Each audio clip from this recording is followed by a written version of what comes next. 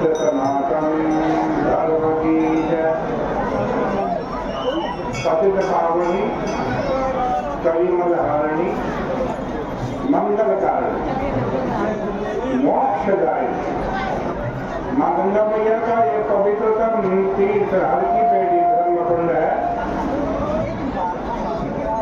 बड़ी पावन चर्चा श्री रामचरितमानस से आप श्रवण कर रहे थे। रावण ने विभीषण को लात मार करके लंका से निकाल दिया। अब विभीषण राम जी की शरण में जा, कैसे जा? कि चले हूँ हरसी रघुनायक पाई, चले हूँ हरसी रघुनायक पाई, हरत मनोरथ बहु मन माही, हरत मनोहर भरत मनोरथ बहु मन माही। विभीषण जी हर्षित होकर और मन में अनेक मनोरथ करते हुए रघुनाथ जी के पास चले। इसके अंदर एक छोटा सा शब्द है हर्षी, आप जरा ध्यान दो। इस हर्षी शब्द से ही विभीषण के व्यक्तित्व, उनके आंतरिक चित्र सामने आते हैं। आप जरा देखिए, विभीषण को जिन परिस्थितियों में लंका का परित्याग करना पड़ा और जिस तरीके से भरी सभा में अपमानित करके निकाला गया,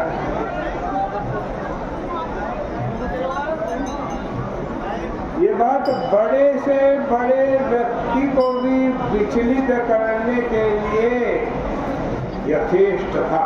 बड़े से बड़ा व्यक्ति भी इतनी बड़ी घटना से विचलित हो सकता था।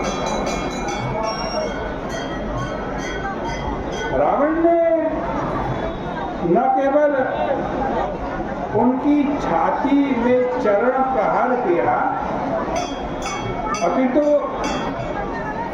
उन्हें अपने नगर से निकल जाने का आदेश भी दिया।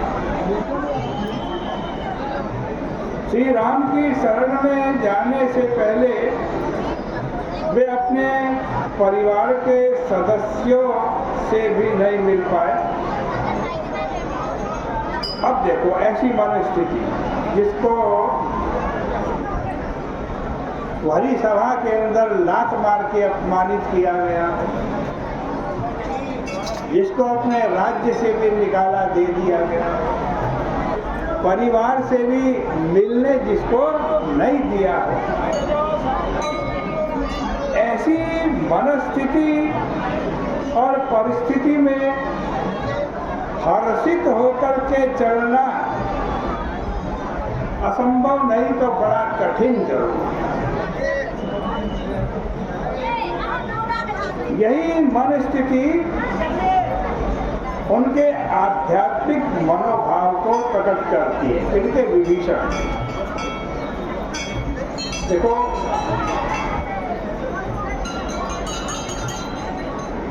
शुद्ध व्यवहार भूमि में रहने वाला व्यक्ति ऐसी मनस्थिति में अपमान, विद्वेष और बदले की भावना से भरा हुआ हो सकता है, किंतु एक क्षण में जो कुछ हुआ उसको भूल कर, इतना अपमान हुआ, इतना दुख मिला, उसको भूल कर भविष्य के चिंतन में संलग्न हो जाना विभीषण के संतुलित मस्तिष्क का परिचायक है। वस्तुतः सारी घटनाओं को उन्होंने एक भिन्न संदर्भ में देखा। क्या था वो भिन्न संदर्भ? देखो, सबसे महत्व का तत्व तो यह था कि उनकी दृष्टि में भगवान श्री राम कोई साधारण राजकुमार नहीं थे। राघवेंद्र के प्रति उनकी जो धारणाएं हैं उसे निर्भीक भाव से उन्होंने रावण के समक्ष रख दिया था। प्रारंभ में भगवत भक्ति के प्रति उनकी समग्र आस्था थी। रावण के साथ रहते हुए भी उनकी जो आस्था थी राम जी के प्रति वो परिवर्तित नहीं हुई।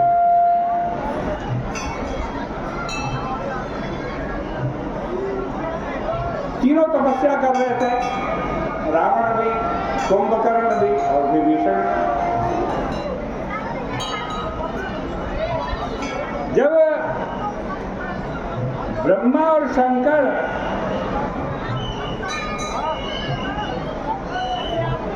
से भी प्रभु के चरणों में अमल अनुराग की उन्होंने याचना की। जब कहा ना वरदान मांगो, तो विभीषण ने क्या वरदान मांगा? विभीषण पास बोली, कहो पुत्र वर मांगो, देहि मांगो भगवंत पर, कमल अमल अनुराग। एक भक्त सृष्टि की समस्त घटनाओं में प्रभु की प्रेरणा, प्रभु की कृपा, उनके प्रसाद का अनुभव करता है। जो भी कोई घटना होती है कहती भगवान की कृपा है, ये सब भगवान की प्रेरणा से हो रहा है, ये सब भगवान का प्रसाद है। रावण के चरण प्रहार को भी विभीषण ने इसी संदर्भ में रख करके देखा और उन्होंने यह स्पष्ट रूप से उन्हें प्रतीत होने लगा कि जो कुछ भी हो रहा है ना तो भगवान की प्रेरणा से हो रहा है, प्रभु की प्रेरणा से।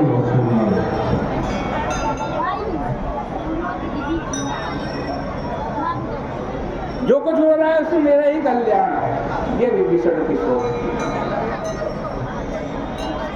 सभी श्रद्धालु अपने लक्ष्मण के हाथ पकड़ के साथ भगवान के